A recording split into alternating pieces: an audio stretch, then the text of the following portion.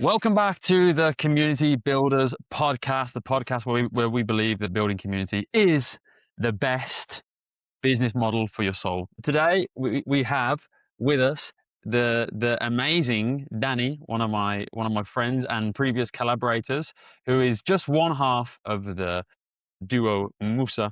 She's built something that I find one of the most interesting communities in Madrid. It's based around women, specifically a networking group. They're not specifically just a kind of like a social meet and party. They kind of incorporate everything into one. She'll probably do a better job of explaining this than I will, but they've done sold out trips to Tuscany, Zermatt, I believe, Greece, and they have a monthly membership that keeps the whole thing going. As I say, I believe it's two co-founders, but you'll tell me the whole story later on. I want to welcome you to the podcast, Danny. Thank you so much, Tom. Thank you for inviting me. It's such an honor. No problems at all. So before we get into the meat of the pod, or before we get into it, for anyone that's never heard of Musa before, why don't you just go ahead and give me an introduction on yourself and then an introduction on Musa. Hello, everyone. So my name's Daniela. I'm originally from Mexico, been living in Madrid for 7 years now. My whole career has been in sales. I never thought I would start my own business, but when I came to Madrid, I've been hopping from different jobs and like looking at the market and experiencing different sides of Madrid. And this is basically how it all came together, met different people, and just life brought me here to build this community. And as for Musa, well, Musa is a members only community built for women in which we involve like different areas of life, such as slow living, having fun, and wellness. It's a very short summary of what it is, but that's basically what we do. Amazing. And so when you meet people now, like when you ask them, like, oh, so what do you do for a living? What do you tell them? What's the answer? Well, it's a concept that when we started was not very well known, but right now what I say, it's like I own a company. It's a members club, which is easier for people to understand. It's a social club based on a membership, but it's a community. That's what I say, explain to people. It's like combining a social club, which is like the old way to call it, combined with a women's community. Yeah. Because for me, that's always such a weird one when people ask me, Yeah.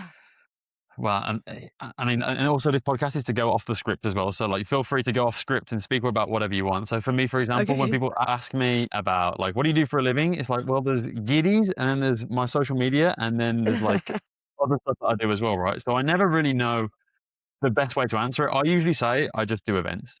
That's kind of, and I think Yeah. I think it undersells it a little bit, but like otherwise, and I usually bring it out later on, like in the conversation, if like there's hmm more kind of like if there's like connection between the person. But if I say from the very start, like I run a community, it sounds like a cult to me. Yeah, it does. It does. Like we try whenever I pitch the idea to someone that doesn't really know what this is, I would never say it's a community. Actually, Hmm. when we started Musa, we tried to avoid this word because people were like, what is it? Is this a cult? Is this like a religion or something? Like it would be kind of weird.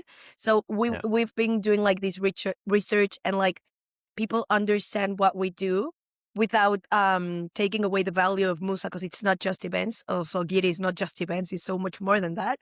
Yeah. Without taking the real value, people really understand it as a social club, a members club. Yeah.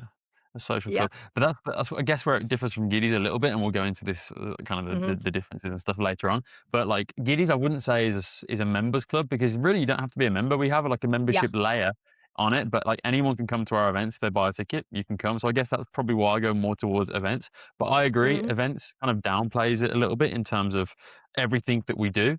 However, I mean, as I say, for the first time meeting somebody in a conversation, I usually just go with events, and then if they want to go into it more, then it's like, yeah, well, also like I go into the social media stuff and all that sort of stuff. It's kind of fun But to that's it's important part. sometimes it's fun to kind of drip feed the information in as well. You know what I mean? They're like, you did what with a skateboard across Spain? Or, so I Yeah, like to yeah, kind yeah, of yeah, like yeah, yeah. I bring it all totally out. get you. It's a really hard concept to explain. Yeah, cool. I agree. And so, okay, let's take it back to the origins of Musa. So I know that your co-founder isn't currently on the podcast, but it's two of you that run Musa. Uh-huh. But take me all the way back and just talk me through the start. How did it start, and why did it start? Okay, so my co-founder, her name's Stefania. We both used to work at the same fintech. We were co-workers. She was working in one area in customer success. I was working in sales. We have opposite personalities. You've met her, Tom. Like, we're super different in our way of working. You Yeah. know, when you have like a coworker, you're always when you have a 9 to 5 job, you're always with the people telling like, what are we going to do with our lives? We're so tired. Like, are we going to work forever 9 to 5? So we were always like, we should do something. We should do something. We should build something. We should make our Mm. own business. You know, these kinds of dreams that you just talk about with people whenever you're tired of your corporate work. So Yep. what we did is like, we started with this idea. We were originally 3 founders. Another of the founders was also working with us at the fintech. And we were like pitching ideas like we should sell something, we should do something. So at the beginning, we wanted to make a bikini brand, actually. We wanted to sell bikinis for women. And while we were doing this, like we were investigating the costs of the bikinis, the colors, the design. But then when we had all that ready, we were like, okay, how are we going to sell it? Like Mhm. whenever people have this piece of our brand, what does it mean? What do they belong to? How do they need to feel? And that's where we started to construct the Musa personality, right? Mhm. So the people that have our pieces will be adventurous, will be part of this community, will be part Mhm. of these events, will be part of this personality of these types of girls. They will feel like they are part of something. And that Mhm. something is Musa's. That's how we started building it. So we said, okay, before we launch it, we should start building the community around the bikinis. Like we should start doing events. We should start doing trips. Something's coming. We're Mhm. building something. Something's coming. And you want to be part of this group because something's coming. Something's coming. We did Yeah. events. We did trips for 6 months. And then it was a necessity. We didn't know it. We didn't even know existed. So Mhm. then people just started to like show up for events and stuff, and they were asking us like to continue this. So when the samples of the bikinis arrived, we already had all the community built, so the samples are still there. Like while the community started growing, we're like, okay, maybe what people really need is this. This is let's find a way to make this profitable and make this a Yeah. business model because here's the real necessity. Okay. Amazing. Yeah, it's so funny because when the first time we ever spoke, like off camera, I think we connected over that as well. Like Giddies in Mierda started pretty much in the exact Uh-huh. same way. Like a really, really similar. We were selling I wanted to start a business and I didn't know what I wanted to start. I think like everybody, like a really easy starter business is selling like t-shirts, or I guess for girls like bikinis, selling like some sort of clothing, because it's just something that Totally. it's so easy to understand how that business model works. You know, it's like, okay, we make the clothes, we sell the clothes. Like it's just something That's it. that's it's very, very simple. But actually, I think clothing is actually a pretty difficult, because like making the clothes is the easy part, but selling the clothes is the It's super difficult part. difficult. And we Yeah. had the exact same thing with Giddies as well. It was like we were we made the t-shirts, we spent loads of money making the t-shirts, and then selling them was super difficult. And we already also had the community that was like ready to go as well. But what we realized was people we just had to pivot, you know, like we were going down the t-shirt route, and then people actually didn't care about the t-shirts, they cared about That's true. the The goal. community.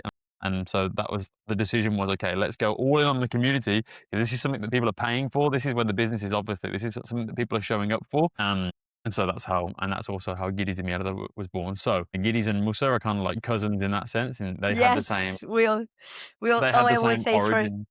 yeah, that's true. I always say, like, when people ask me, like, how did you start the business? What do you need to start? It's like, you need to sell. Yeah, yeah, Whatever. yeah, Your first step is you need to sell. That's it. Once you start selling, yeah. then you get your customer. And then when you get your customer, you see what they need. And then you fix what you're selling. Yeah, it's I think it's the go-to-market plan, right? I think a Yeah. lot of people have the business ideas, but they have no idea how they're actually going to get those business ideas in front of people. And to be honest, with Giddies now, like I think that we're going a bit more into kind of like the business behind it, I guess. But with Giddies now, it's interesting because I think that although we have the events and we have the subscription layer on top, and we do the trips and stuff like that. I think it's interesting because I think there's room for a service as well. So like, you know what I mean? Like using the community that we've built, what is the service we can attach onto that? Because I think that is ultimately how you kind of like make a community go from like just the events and you're selling the events, which is cool, to also what is the service as well, whether that be I don't know, if you're doing like professional events, maybe you have some sort of like consulting service, or if you're doing events around, I don't know, people are building communities around all sorts of stuff. In the Mhm. boot camp that I've just launched, people are building communities around motorbike adventure clubs. People are building communities around, and this guy's already having some success. His name's Chris. Shout out Chris. Mhm. He's having Okay. success around, it's called No Sex Gay Weekend, Okay. and Cool. it's for gay guys, people in the gay community, to go out on these weekends together. And there's no sex allowed, because usually in the gay community, I guess that it's very, there's lots of like pressure around the sex. It's always sex first, like everything else afterwards. So like he's kind of flipping that around, and his identity of his brand of his community is like No Sex Gay Weekend, which is super interesting, right? Because some people, like, it's really, from what it sounds like, it's having success, and it's really filling a need for people that kind of are missing that connection. And that came Mhm. from his own Okay. his own thing. So anyway, I just said that That's to, we're impressive. going completely off topic, but it is interesting that you can build communities around whatever. Yeah. And I think that especially Whatever. if you have a service to sell, if you're an expert in something, like say for example, you're a, I don't know, about like you do personal training, you can make your community around fitness, and then like you get your Yep. clients from the community. You know what I mean? Like it's Yeah, just yeah. I an mean, interesting way to find clients. also, what's very, very interesting about our communities is that most of the brands, they build a brand and then they're trying to build a community. But we did it Yeah, like the other way around, right? So we have the yeah, community before we have yeah. like the product or the service, right? So it's like we Exactly. did the hard part. Yeah, we did the hard part first, exactly, Mhm. but now just to figure out what that product is. Okay, Yeah, cool. And so on the like the co-founding dynamics and that sort of stuff, you said that, so you're from Mexico, Nia is from where? Colombia. What's the background? From Colombia. Okay, so I'm how from did you Mexico both and he's end from up here? Colombia. Yeah, how did you both end up here in Madrid? What's the story there? I guess our story of how we both ended up here is why we built Musa, Okay. because we're both Latin Americas. We're both women. So we have like this same need of exploring more. Colombia and Mexico are very conservative. Latinos, it's like such a different culture, right? So Okay. in both of our cases, we were both looking for something more. Like Nia went to live to Stefania, we call her Nia. She went to London to do like a master's and then came to Madrid to do EA. I came here for a job. So it's like we didn't want to follow what was expected for men in Latin America, like get married, have kids, maybe have a job, maybe not, right?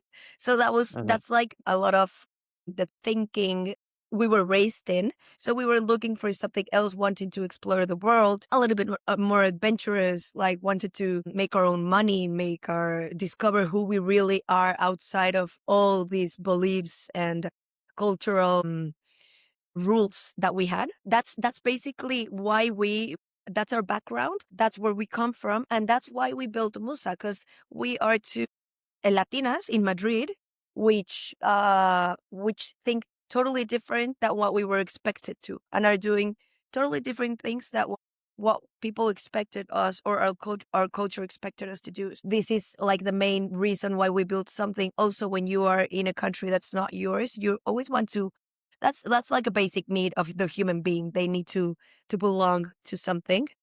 So we would see people coming and going. They come to Madrid and they leave. They come and they leave.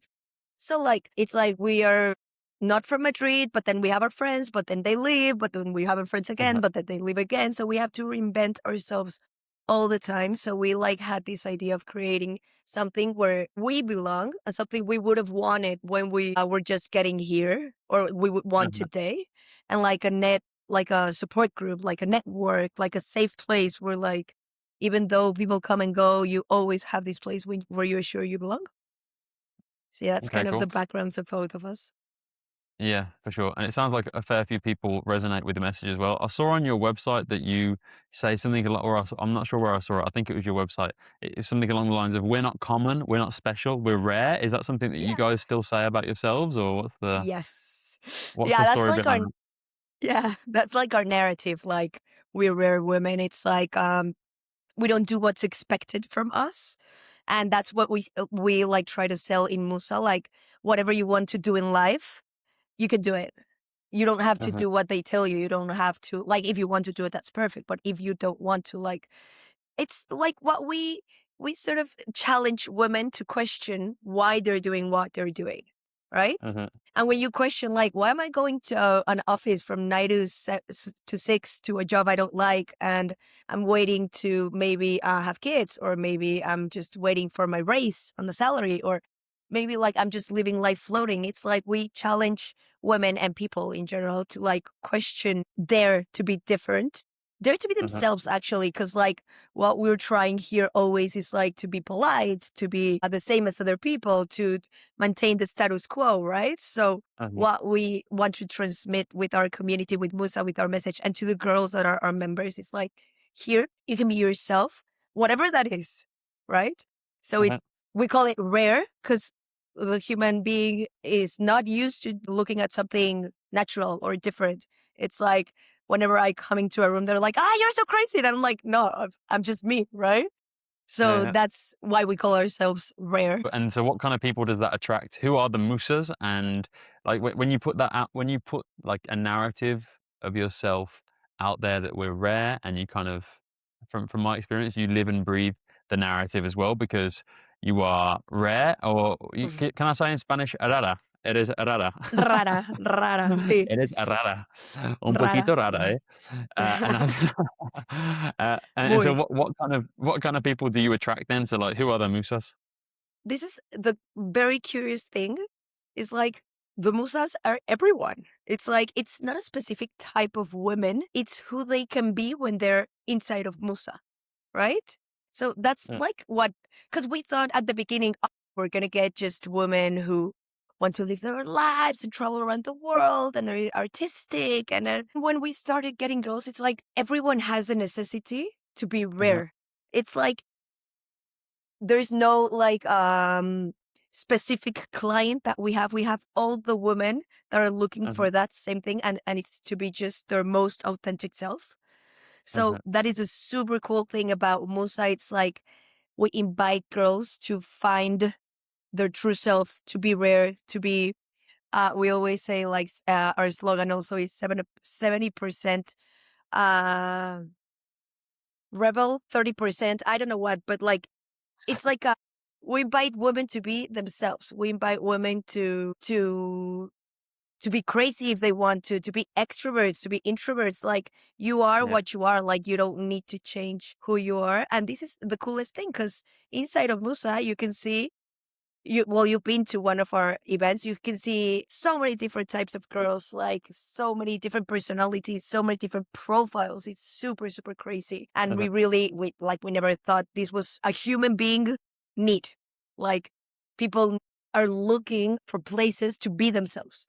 And was it like that from day one, for example, like a really broad spectrum of Musas, or what was that first event like? Like, what did you do for your first event? How did you get those people in the room? Like, how did you go from 0 to 1? I think a lot of people have fear because obviously this podcast is for people who are interested in building their own communities, and so I think Mm-hmm. a lot of people have fear that no one's going to show up for their first event. So for Musa, who were the Musas on day one, and how did you get a room full of people? How many people were there? Okay, so this is a very interesting question. How we started is we posted on social media, something's coming. They all say like business and everything like starts because you ask the people you know to go. Like Mhm. I'm a very social girl and like I have like friends and stuff, but then they always say family and close friends are not going to be your customers, your regular customers, right? Mhm. So Yeah. how it started, we posted on social media thinking like we're going to make our friends go, we're going to move a lot of people. We have so many friends, a lot of people know us. So from our friends, I think we had 3 people that were our friends that came. The Mhm. rest of the people were strangers that saw our post on Instagram or got shared that post on Instagram. We had 10 people. It was super, super small and it was a makeup event. So we did Okay. something that was very attractive for all women. Like I would want to go without knowing what's Musa. I would want to go to a makeup event, like something Mhm. easy, something cool. But but we made it also really, really small. That's how we made it. And to be honest, like we said, we gave the message to all of our friends. Like we had 3 friends coming, not a lot. But then the other people were people, friends of people, or a co-worker of one of my friends, or we had actually 2 girls that came from nowhere. They just saw the post and came from nowhere. Those were our, like, very first customers.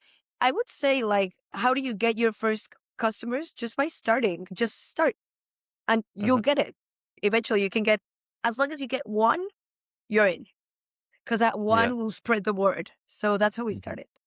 Okay. Okay. And so when you say, just 'cause I'm trying to be super actionable with the advice. So when you say just start, you mean like start posting, I started posting, but it's what I said before, start selling. start selling. Start selling it to your friends. Start selling it to, like, what I would say before Musa even started, like before our first post, is like, yeah, I have a company. It's a women's community. We're doing this event at this day. Like, whomever like asks me, like, start selling. That's why I always say, like, for you to start a business, you need to know how to sell or have Uh, someone in the team that would start selling as if it already existed yeah. and see what people think. Like whenever you pitch an idea to people and you start selling the product, then they built you the process. So it was like, oh, I'm having this event on this day, and I have a company. What do you think? Oh yeah, I want to go. When is it? At what time? So I'd be like, oh, okay. When is it? At what time? How much just discussed? So I built the event. This is the Yeah. event, Yeah. and Yeah. then you Okay. start just going from there. So it's like putting the pressure on yourself a little bit. And then how did Yeah. you, after that first event, 10 people show up, how did you guys feel afterwards? Were you like, did you like super happy? Were you like, oh, we have something here? Or was it just like you expected to do 10, or what? Talk me through the emotion No, afterwards. no, no. We were super happy. Like, we were like, ah, this is a company of the century. We had 10 people. We were like, we want nothing out of the event because we actually, like, basically gave it for free because you're scared at the beginning. Yeah. I think we lost money even. And we were like, yeah, we have something here. And like, we make sure also for that experience, it's like, if we get these people to come, we need to give them like a super cool experience. So we made like stickers and branding and like gave them gifts. And it's like, these are going to be the first 10 people that are going to help us sell. Right. Yeah. So you want to make sure for your first customers are going to be your best sellers. So you want to Uh-huh. make sure to give them like super cool experience. So we made sure, and you've seen like in Musa, it's all about brand. It's all about a feeling. So we gave them their stickers, but we gave them their caps. We gave them their t-shirt. We don't do that anymore, obviously. But like Yeah. for these 10 customers, it was like, you're going to be our brand ambassadors. So here you go. And after that, it just takes one event or one customer for you to keep going. After that, we posted on Instagram or like, this was our event. People started writing, what's this, what's this, what's this, and we were like, so now we're doing a getaway. Uh-huh. Also, people immediately started texting us without ads. So that's when you see, like, there's a need. There's Yeah. a need, and we were lucky there because building a community is super easy because there's need. But Uh-huh. then, how do you bring more people? How do you maintain it? That's a It's, part. it's a different story. Okay, so yeah, that kind of leads nicely into the operational section of the talk. So when it comes to operations and stuff like that, so you was talking about you had this first event, they became like unofficial brand ambassadors, which is kind of what happened with Giddies as well. We used to Mhm. do our events for free, so we didn't make a loss. It was impossible for us to make money, but it was Yes. impossible for us to make a loss. So we used to do events for free.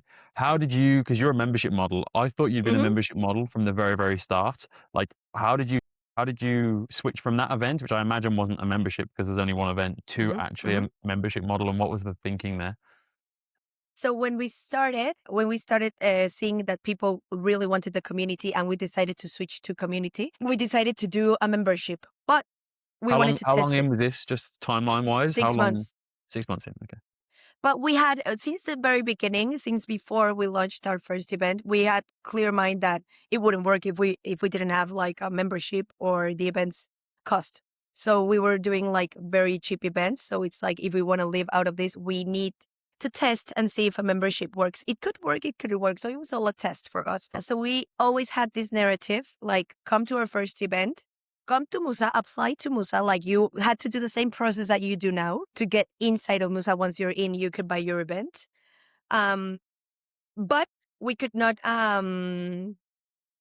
but we always had the narrative that on 2024, we start with our membership, like get in and enjoy these 6 months for free. Always. Like Okay. the girls, all of the girls that were coming in, they knew they had 6 months for free, and that on 2024 we would start with the membership. So we were already Okay. telling them like this is going to cost. Yeah. Mhm. Interesting. So it's like they were in for free, or they were in if they came to an event. Sorry, I missed that. They were in for free. They would like apply and come to an event. Okay. Also, like when we were doing it, that's when people started coming. But when we started doing it word to word, it was like, come to this event. And I would send them the link to apply to Musa. Yeah. And I would Yeah. put them on the group chat, and I would do like, you're in, right? Okay. Okay. And then That's so it. then you flipped all of those people after 6 months onto a membership model. Yeah, we had 200 users, free users. So when we switched, like we sent the link, we were like, okay, so now you're all out. If you want to come back in, you have to pay. And we stayed with 50. 50. Hey, 25% is not That's a bad. lot. That's a lot. 25% is Yeah. pretty good, to be honest. It is That'd be super, pretty. super good. Yeah. Wow. And Okay. that's And where so when we said, it was all trial and error. We still had our companies, like we would work on our regular jobs. So it's like, if we have X%, we're going to keep going. yeah. And like we had these goals, and like just to test it, we were testing it. What do they want? Yeah. And they were always telling us how to do it. We would always ask for feedback. What would you like to see? What do you want in the membership? Are you willing to pay? So yeah, we built it with the customers. Okay, so 20. So at this point, so after 6 months, then you've got 50 paying people, and that 50 kind of feels like, for me, like you've reached that critical mass number. Because if you've got a community, you've got 3 people subscribing or 10 people subscribing, it's going to be very quiet, you know. But like that, I like that strategy because you give a lot of value up front. You kind of prove the worth of the community just to start it, at least, you know, Yeah. and then you go straight into. Yeah, it's interesting now because there's a lot of communities that are popping up. You've got things like 1000 Club. Well, they've been around for a couple of years as well. Hmm. 1000 Club, but I see like community models, people popping up communities absolutely everywhere. And I always wonder, without spending a lot of money up front on ads and trying to get people in, and a lot of kind of branding and marketing, how do you get people in paying a subscription from day one? Do you see what I mean? Hmm. Yeah. But for you guys, you did it in a very unique and well, 6 months without any revenue is a bit rough, is a bit tough. But I Super rough. mean, but if that's the cost, if that's the cost That of was our creating a cost. Like community, yeah, yeah. we So well, said, like, well, 6 months, how much is it going to cost us? And that was our investment. mhm, Literally till today, that was our only investment, brand. And yeah. we said, like, these events that we're going to be doing during these 6 months, they need to be spectacular. Yeah, and also you're not I imagine you weren't really losing money in that time because you're still charging people for most of the events, right? Because Yeah, you just yeah. so that they're kind of in for free, but then the events They would pay themselves. for their events. Yeah, Yeah, yeah, exactly. They pay for their own events. So yeah, it's kind of like an interesting way. It's just like a delayed launch and a way that kind yeah, of gets a lot of people in the door, and then you can prove yourself, and then you can convert them afterwards. I don't know yeah, if everybody's so patient for that, but if you have the patience to do that, then, and if you have other jobs to support yourself and stuff like that, I think that's a really, really cool way to start a members club. yeah. It's a cool way because, well, back in the days, there were no communities, no members clubs. So, Yeah, like, we couldn't be like, this is new campaign. Like, we needed yeah, people to see the value first, yeah. and then like be ready to. Okay, cool. And so what's the membership model then? What do they pay and what do they get? They pay to be part of the community, and they get to be part of the community, but they still need to pay for their events. Okay, but when I say what do they pay? I mean the value. So what are they? It's 30 euros a month, right? Hmm. 30 euros a month, and then for that they get access. They get They get access to our group channel. They get okay, access to where they communicate. They could all communicate with each other. We have like this very, very strong network where like whatever you need, you can find in yeah, there. Whatever, like from place to do your nails to people that want their accountant or people that want to start a business, like whatever. So this is our chat is like super, super strong. Like it yeah, has it gives you a lot of connections. They also get access to our recurring clubs, uh-huh, like our running club, book club, cooking club, dinner roulettes where they go for dinner with different girls, cocktail club. uh-huh, These are a wellness club, entrepreneurs club. These are clubs that we do for free, uh-huh. and girls Oh, just meet each other. That's where the community happens. yeah, They meet each other, and like we bring different people. We read a book once a month, so twice a month we get together on a coffee and discuss a book. We do running clubs like every other Saturday. We get together, go running, then go have brunch. We have like an entrepreneurs club. We do like these round tables once a month. Super interesting round tables with all the entrepreneurs that are inside of Musa pitching their ideas, helping Yeah. each other. Sometimes we bring people from the outside to help us. We also have these dinners where we pick people just randomly select to go to a dinner, and we tell them one day before where they're going to have dinner. So this is Yeah. like the part of the value of the community without having to pay more what you eat or what you drink in that place. And we Sure. also have the events, the experiences that we do that are specifically for them, such as pottery class, fitness class, Mhm. something wellness class, meditation. And Uh, we also do we give them access to these events, but they do have to pay for the extra cost of the event. And we also do these like specific events for them. Like we do these parties specifically for them. We do the getaways, yeah. etc. I've still got to come to a Musa party, by the way. Yeah. You told me last time that the problem with the Musa parties is like 90% women and 10% guys. Yes. That's Yes. definitely a party that I'm interested in going to, of course. You have to come, but you have to bring your community of Okay, men. we can bring well, but the girls as well. I guess you want more. Yeah, you want to poach from Giddies and you want to take them over Yes. to Musa. You want to convert the Giddies to Musa. Okay, that's a good. Yes. Yes. That's a good deal. As long as the party's got 90% women, I think that's a deal. Yeah. Okay, and then, so speaking operationally, you're talking about so you have the clubs, which are kind of like free events, but you still have to be paying for the membership. But it's like book clubs and run clubs and this sort of stuff. Then you have the experiences, which are the Hmm. stuff that they pay to go and do, which might be like flower arranging, or I don't really know other stuff that you did. We've done a speed dating event together, so that would be classed as an experience, would it? Yes. Yes. Okay, and then We and have then on like so many events, Okay, and then on top of that, you have I know that you have the trips, and I want to go into those as the well, like getaways. the getaways, yeah. But tell me, like with all of those layers, do you is there someone who represents Musa at every single one? Is it you or Nia or somebody at every single one, or how does that part work? Because for me, I'm just giving you the perspective. If we did that with Giddies, there's no guarantee. Like if we do a Golden Giddies event and somebody from the Golden Giddies, someone from Giddies and me out of that isn't there, I would want to make sure that these people are Golden Giddies. How do you make sure that they're actually an active Musa? That's super a super good question. Okay, so in the beginning, me and Estefania would go to every single event. It was exhausting, but Yeah, yeah, like we were so close to the customer that we got like all the information we needed. We got to like when we were, for example, 100 girls, we got to meet all of the girls. We got to meet like what they don't like how do they like it, and like yeah, we had to go to every single event to make sure the girls would interact with each other, like they knew what to do. But the super cool thing is that now, like once you build a community and we're around 600 now, but we have around 100 damn. Musas that are like our OGs, our Yeah, oldies. They know how Musa works. They feel part of the project. They built with us. So we have people from Musa that help us with the events, which is amazing and hmm, which is the real value of the community. It's like if a new member comes in, we don't even have to tell them anymore what to do.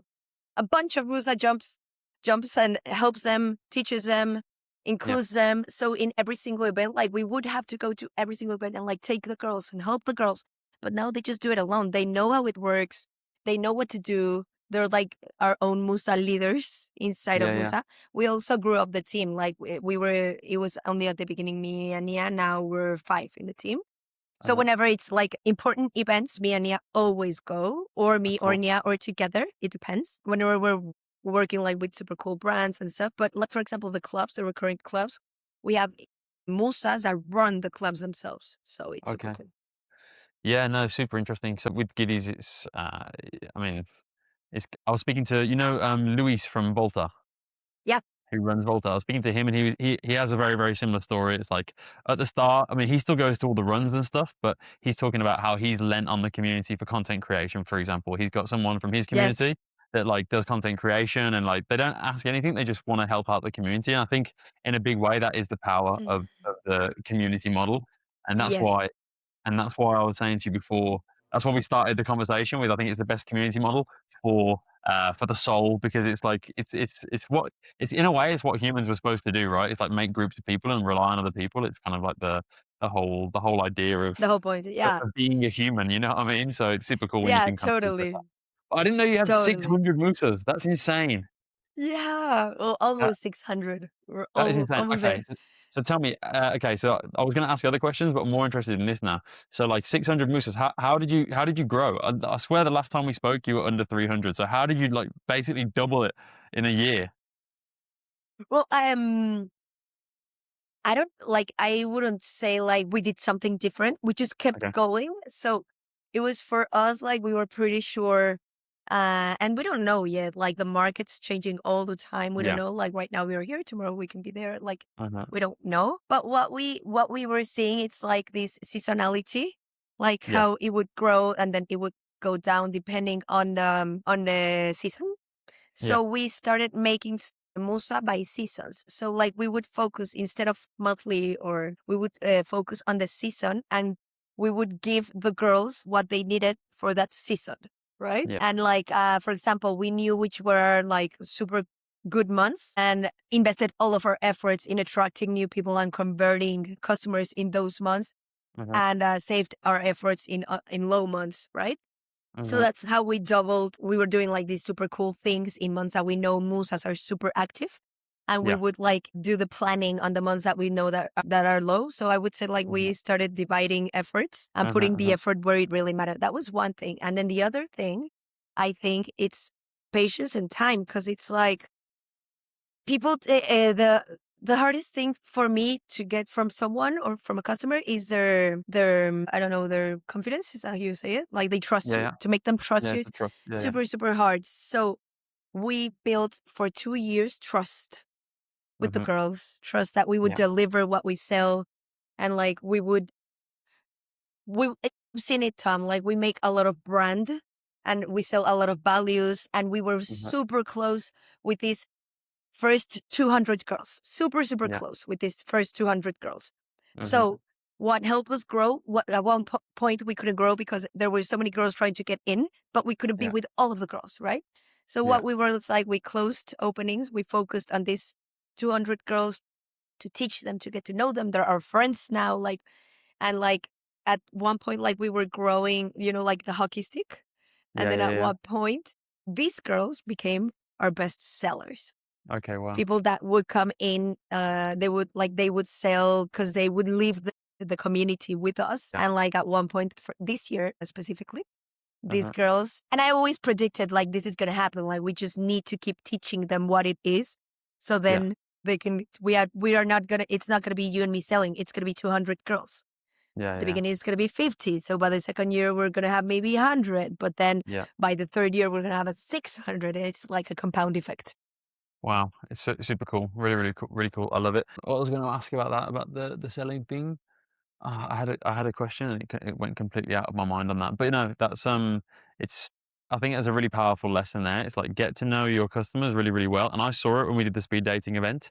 I saw that the girls were like your friends and you were like really in the middle of it, which Mhm. is super, super important. And I think it's worked for you guys so much. And actually, it sounds like you closed the people being able to come in. So you sacrificed revenue for that time there of like new members, and then when you opened it up, because you'd trained the girls, or however you phrased it, it sounds like then it could really kind of take off, it's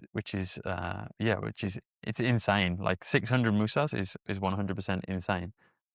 Yeah, it's super crazy. Like and they're incredible people. Like we're super, super happy. Yeah, cool. And so yeah, you briefly mentioned about your team. So talk me through the team and the roles. Well, the team is amazing. We are, as right now, it's our third day in our new office, Tom. Yeah, yeah. Oh wow, You can see there's nothing here now, but we got an office finally. that's So we awesome. have marketing is Daniela Villar. She is insane. Like she changed the way Musa works. She changed me. Like she is my right hand. I'm a lot on the side of on marketing and sales. Yeah, So she's all from brand marketing, and she's helping us. We're working with brands now, like super cool brands. and she's helping us do all the campaigns, which are beautiful. She's so smart. She's like, Musa could not be here without her. She's great. Amazing. We She's full also time. have, she's going to start full time in April, our first full time hire. Okay, cool. Amazing. Yeah. And now we have Fatima. Fatima is customer success. She is like my star. She's the first person that believed in Musa. Like when Musa was growing so fast, I didn't know what I was doing. Fatima was the first one that said, okay, I'll work for you half time and see what this is. And I don't know, I told her, like, I don't know what your role's going to be. Like, you just have to help me. I don't know what I'm doing. You just have to help me. So she's now customer success, customer experience. So she's the one answering all the questions and helping with all the discounts, doing all the things with the events and getting to know the girls. And she's like, all of the girls know Fatima. We just had one recent hire, which is super, super cool. Her name is Isabel Suinaga. She's helping us with all the user experience in the web, like UX UI.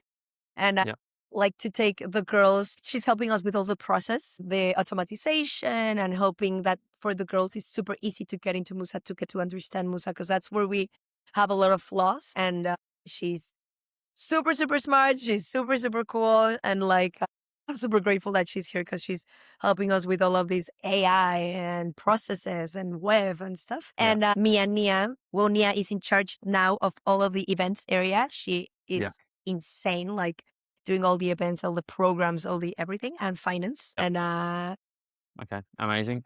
No, it sounds cool. The team is growing. I love that, and the fact that you got the office. Where is the office? I'll have to pop in and say hello. Where is it? Yeah, you have to come. It's in Velázquez 3. Velázquez. Okay, cool. Yeah. I'll definitely make sure when I'm in the area one day to give you a message and come in.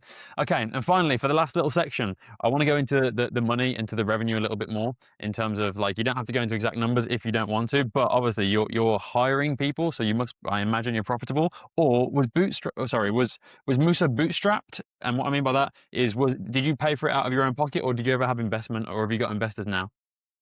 We are just getting investment right now. Okay. Yeah, we asked, we don't yet need it, but we're going to need it like eventually. We always set these like goals, like whenever we make X a month, then we're going to get an office. Whenever we make X a month, then we're going to hire someone, right? But it's obvious, like you need the help. You need the help to get to that number. Yeah. Yeah. So that's where we change it. Like, okay, we are getting to good numbers, but we're not getting to the numbers. We need to get to hire those people. So we need to hire those people to get to those numbers, right? Okay. So we're getting investment right now, which is super, super good, specifically because we're going to open new business areas, new business lines also. And we need like investment. But Musa has been profitable. Like we got to break even our first year, I think. And it's been working since day one with the first investment. Okay, cool. And what will investment unlock for you? You said that if it's profitable already, and you kind of touched on you want to hire different people or more people, or what will investment unlock that you don't currently have access to now? We definitely want to hire new programs, for example, CRMs, marketing tools. We also want equipment, for example, for working with brands. We're having like a super creative team and all the material we need to do these campaigns, which is a lot. We had no idea. And also we hire a consultant, finance. Okay. Like we're trying to build this proper company, but we want to invest in talent. So that's also what we are needing the money for. It's not a lot of investment. We don't need that much, but I don't know if what happened to us in the beginning in Musa. It's like we started growing so fast, but we didn't have the money to give the service to everyone. So it's like if we start growing now, we want to be ready. Yeah. That's what we were asking the money for. Okay. Interesting. It makes sense. Yeah. And so carrying on the theme of the money and that sort of stuff. So what is the best events for you, or what's the best thing in terms of profitability? Is it the memberships? I imagine it's the memberships, but is it the trips? Because I know that you do premium trips as well. We haven't really touched on those. So talk me through what's kind of like when it comes to the money, what's the stuff that like keeps Musa growing, and what's the stuff that you kind of do just to nurture the community? Because that's the Yeah. model that we have. We have some events that are for spectacle, and they're big, and we make money from those, and then they exist to be a spectacle and to be a big event, but also because they're good for revenue. And we have some small events, and we don't even mind if we break even or if we lose money. It's more to nurture the Yeah. community. So for you guys, what works? For us, it's like what keeps us growing obviously is the membership.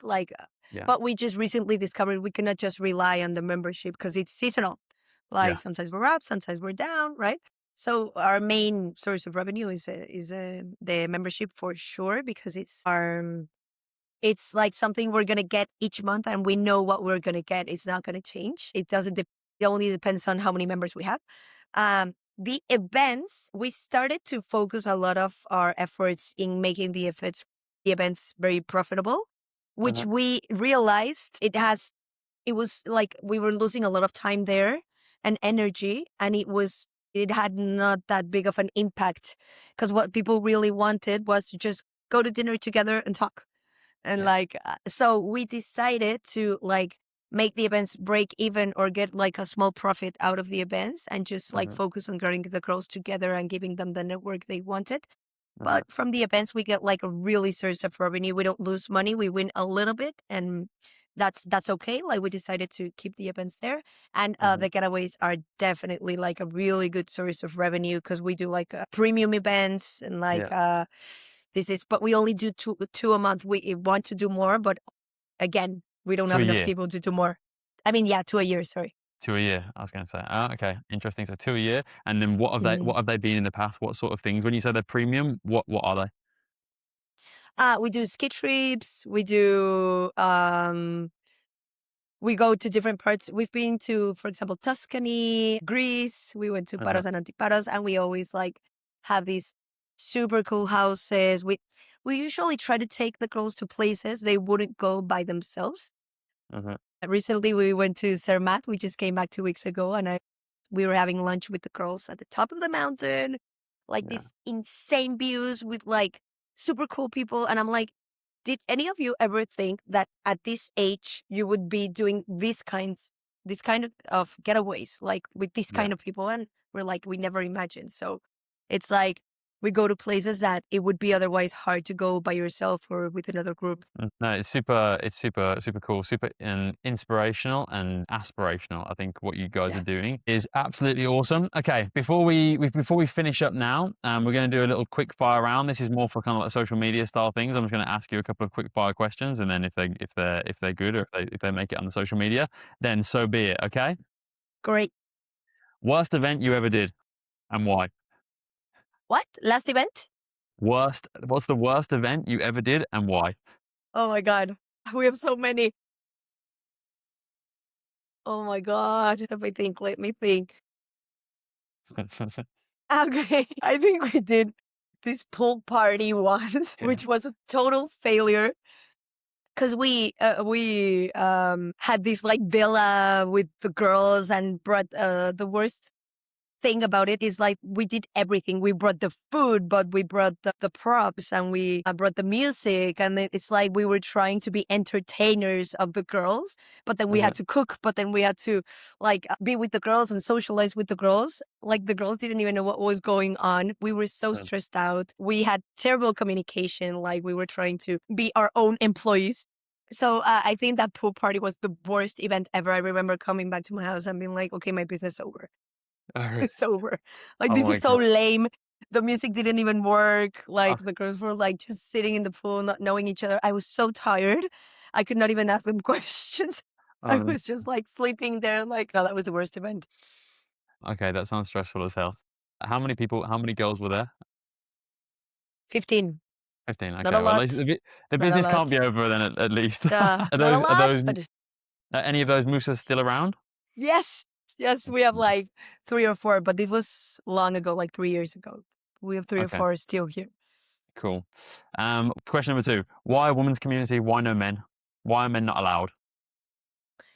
That's an interesting question, but I think it's mainly because of of the purpose of Musa, it's not only about doing experiences for people or building a place where people can know each other. That's not the main purpose. The main purpose is for us, it's always being to help women, especially women, because we've lived with our own struggles as women. So we love to help women be more themselves and give them a safe place where they could like shine.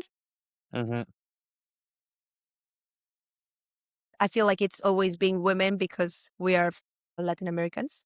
Mm-hmm. So it's in our personal experience, it's always been a little harder for us. And like also we do it for women because we're women. We know what they like. We Mm-hmm. know how to do it.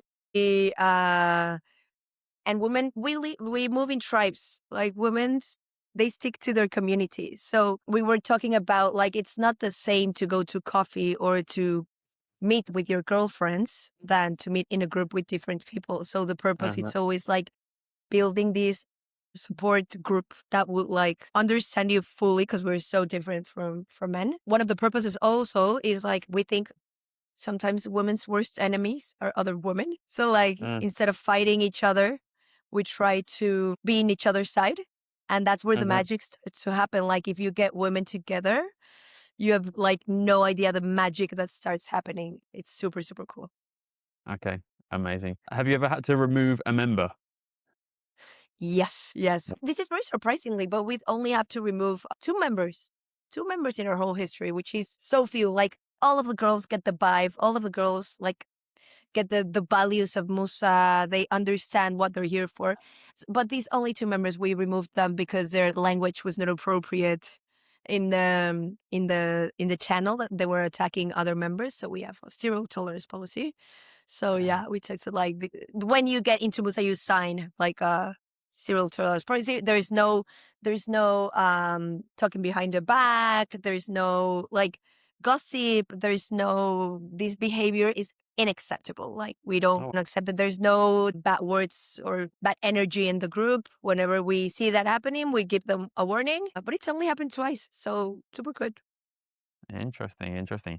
And you don't Yeah. have to answer this, but I bet it was to do with politics. We also try and keep politics out of the Golden Giddy group because it's just like everyone has a different opinion on it. And honestly, like, who the fuck cares? Just leave it. Leave your Yeah. politics Yeah. out of the leave the politics out of the group is my Yeah.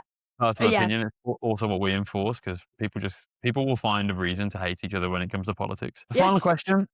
Final question for you for the quick fire round. Does AI pose a threat to Musa? I was just talking about this with the group. I mean, with the team. Yesterday, I went also to an entrepreneurs event where I was like talking about Musa and stuff. And this is like such a curious thing. I think AI would is a threat for many companies, for many Mhm, entrepreneurs, and for many corporate work people that work in corporates. I think AI could never replace what we do in Musa because we do human connection.